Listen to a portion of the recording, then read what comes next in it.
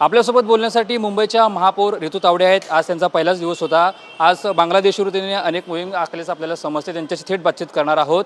आज पहिला प्रश्न असा आहे की आज सर्व गट नेत्यांच्या आसन व्यवस्थेवरून तुम्ही बैठक घेतलेली, काय बैठकीत झालं? आसन व्यवस्थेचा मार्ग निघालाय का?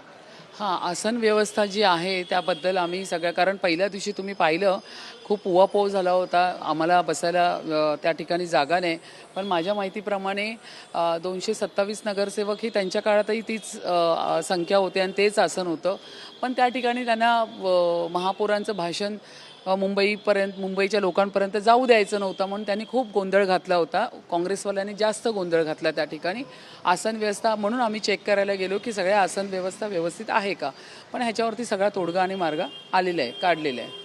नक्कीच बांगलादेशवरून सध्या राजकारण गाजताना आपल्याला पाहायला मिळतंय। आदित्य ठाकरेंनी तुम्हाला सवाल केलेला आहे की तुमचं सरकार असताना बांगलादेशी कसे घुसले, असं आदित्य ठाकरेंचं विचारणं आहे। त्यांना मला हे सांगायचं आहे, मुंबई महानगरपालिका, मी मुंबईशी निगडीत प्रश्न करते।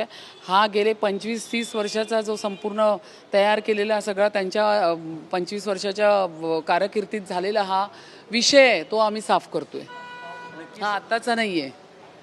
नक्कीच त्यांनी असा सवाल उपस्थित केला असला तरी त्यांचं असं म्हणणं आहे की राज्यात तुमचं सरकार आहे, केंद्रात तुमचं सरकार आहे, मग बांगलादेशी घुसलेच कसे काय, आता तुम्हाला का जागेल, असं त्यांचं म्हणणं आहे। तर पालिका गेली 25 वर्ष कोण सांभाळत होतं? या ठिकाणी पेपरवर्क कसे तयार झाले? MOH, या 2 MOHला आम्ही निलंबित केलं आहे, देवनार आणि कुर्ल्याच्या।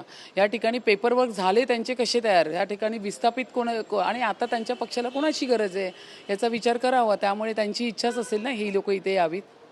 नक्कीच त्यांचं असं म्हणणं आहे की तुम्ही जर फेरीवाल्याची कारवाई करा, त्याच्यामध्ये मराठी लोकांचे धंदे बंद पडतात आहे, मराठी फेरीवाल्यावर कारवाई होते, त्यांनी जगायचं कसं, उपासमार होते, असं देखील त्यांचं म्हणणं आहे। नाही, पुन्हा एकदा सांगते, आम्ही ह्या ठिकाणी फक्त इल्लिगल बांगलादेशी फेरीवाले ह्यांच्याच बाबतीत कारवाई करतो आहे।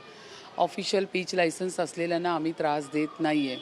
पण कधी कधी काय असतं, आपल्याला जेव्हा अशी चेकिंग करायची असते थोडा कळ हा काढावा लागतो। कधी कधी ओल्याबरोबर सुकं जळतं, पण आपल्याला मी पूर्ण संवेदनशील अशी असलेली महापौर आहे। या ठिकाणी माझं पूर्ण लक्ष आहे, जे ऑफिशियल पीच लायसन्स असलेले हॉकर्स आहेत त्यांना त्रास होणार नाही। शेवटचा प्रश्न आहे, पहिला म्हणजे मालेगावमध्ये उपमहापौर कार्यालयामध्ये टिपू सुलतानचा फोटो लागला, जेव्हा वाद झाला आहे। दुसरं म्हणजे ठाकरेंच्या शिवसेनेचा महापौर हा मुस्लिम झाला, ह्या दोनबद्दल तुमचं काय वक्तव्य आहे? परभणीमध्ये ना, मग आता मी काय बोलू? तुम्हीच त्या प्रश्नाचं उत्तर दिलेलं आहे। मग आता ह्यांना त्यांची वोट बँक वाढवण्यासाठी या पद्धतीचे लागणार ना सगळेजण। तर मालेगाव असू दे, परभणी असू दे, मला आदरणीय हिंदू हृदय सम्राट बाळासाहेब ठाकरे यांचे शब्द आठवतात आहे की ज्या दिवशी माझ्या पक्षाचं हिंदुत्व संपेल हे दुकान बंद करा। आज वाईट वाटत असेल त्यांच्या आत्म्याला, तुम्ही काय करताय?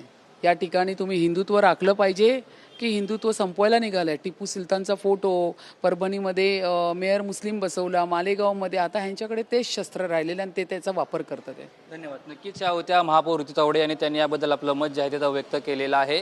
आणि आदित्य ठाकरेंनी जे विचारलेलं आहे की महापौर बांगलादेशी कसे घुसले, याचं उत्तर देखील ऋतू तावडे यांनी दिलेलं आहे। कॅमेरामॅन चरण सोबत रणजित इंगळे, TV9 मराठी, मुंबई।